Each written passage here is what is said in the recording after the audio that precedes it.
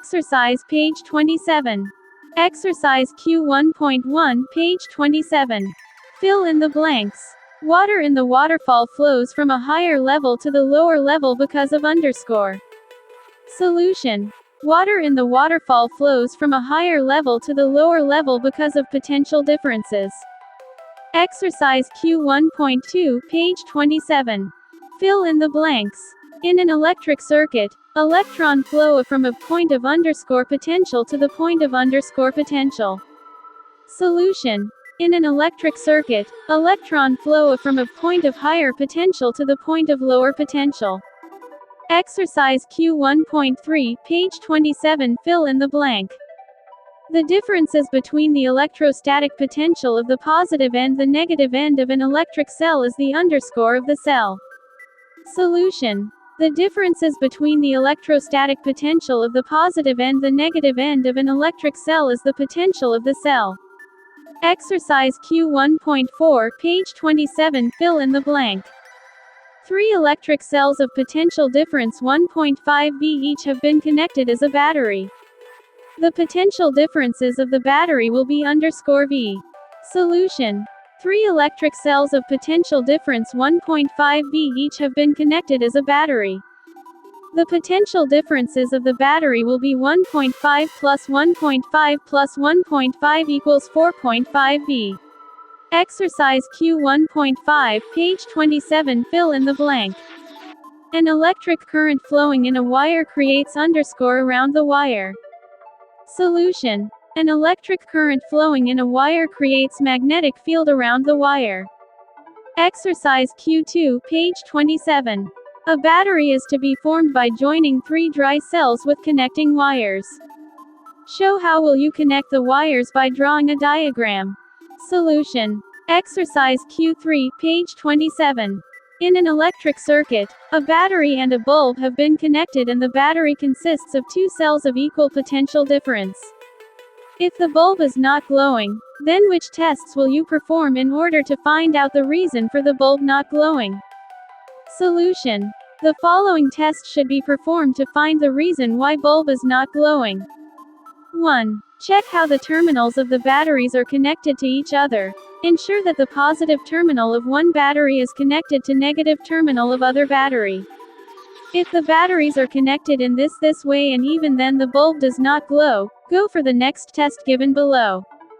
2. Check for the broken wires in the circuit. Ensure that the wires used for connecting the various electrical components are not broken in between, i.e. ensure that the circuit is closed. Even after ensuring that the wires are not broken in between, the bulb does not glow, move to the next test. 3. Check how the connecting wires are connected to the bulb. Ensure that the bulb is connected to the batteries using the connecting wires as shown below. Even now, if the bulb does not glow, replace the bulb or the batteries with a new one. Exercise Q4, page 27. Electric cells having 2V potential difference each have been connected in the form of a battery. What will be the total potential difference of the battery in both cases? I.e. Solution. I total potential difference equals 2 plus 2 plus 2 equals 6V. E total potential difference equals 2 plus 2 plus 2 plus 2 equals 8V. Exercise Q5, page 27. Describe the construction, working and usefulness of a dry cell, with the help of a diagram. Solution. Construction of dry cell. The dry cell consists of following components. Outer metal covering.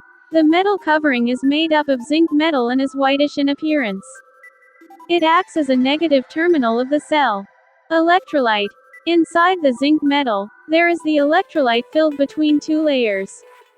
Electrolyte is a wet pulp of zinc chloride, ZnCl2, and ammonium chloride, NH4Cl. It is the charge carrier of electricity as it contains negatively charged and positively charged ions. Metal rod. There is a graphite rod at the center of the cell. It is surrounded by paste of manganese dioxide, MnO2. It acts as the positive terminal of the cell. Working of dry cell. Chemical reactions take place between the electrolyte, zinc container and graphite rod.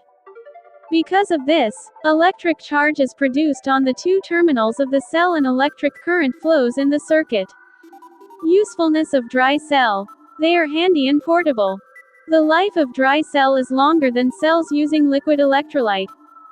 Dry cells can be used in torch, TV or AC remote controls, toys, etc. Exercise Q6 page 27.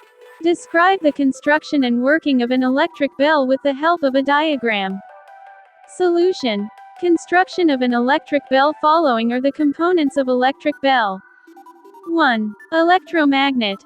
A copper wire is wound around an iron piece which acts a magnet when current flows through it.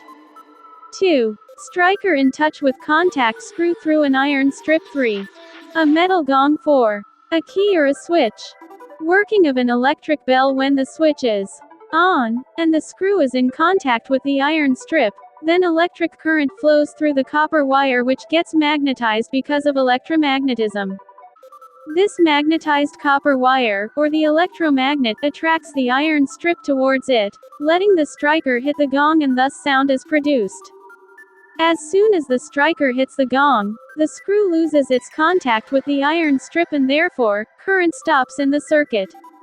At this point, the electromagnet loses its magnetism and the iron strip moves back and comes in contact with the contact screw. The electric current is then restored in the circuit and again the striker hits the gong by the above process. This action repeats itself and the bell rings.